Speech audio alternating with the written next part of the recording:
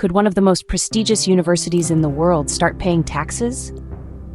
This is not a hypothetical question, but a very real scenario that Harvard University currently faces.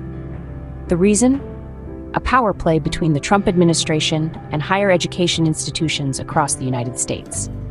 The story begins when President Trump threatened to revoke Harvard University's tax-exempt status. This threat came after Harvard rejected the administration's demands to make changes in hiring, admissions, and teaching practices to bat anti-Semitism on campus. Harvard's president, Alan M. Garber, citing concerns about governmental regulation of intellectual conditions, refused to comply. In response, the Department of Education froze over $2 billion in federal funds, grants, and contracts to Harvard. This move prompted backlash from both sides, laying bare the broader tensions between universities and the government over political agendas and freedom of speech. It's worth noting that Harvard is not the only institution under pressure. Other elite universities, such as Columbia, have faced similar pressures from the Trump administration. The threat to revoke Harvard's tax-exempt status is not a small matter.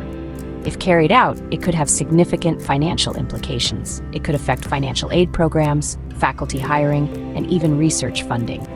In anticipation of these threats, Harvard has taken measures to mitigate the potential damage, including hiring lobbyists and issuing debt. However, the power to change Harvard's nonprofit status does not solely lie with the White House. The administration could direct the Internal Revenue Service to investigate the university. There are also concerns that Harvard's accreditation as an institution of higher education could be at risk under the Trump administration. This could impact federal funding for student loans and research grants. This developing story is indicative of a larger issue at hand. It reflects the ongoing debate about the role of higher education institutions in society, the limits of governmental control, and the importance of academic freedom.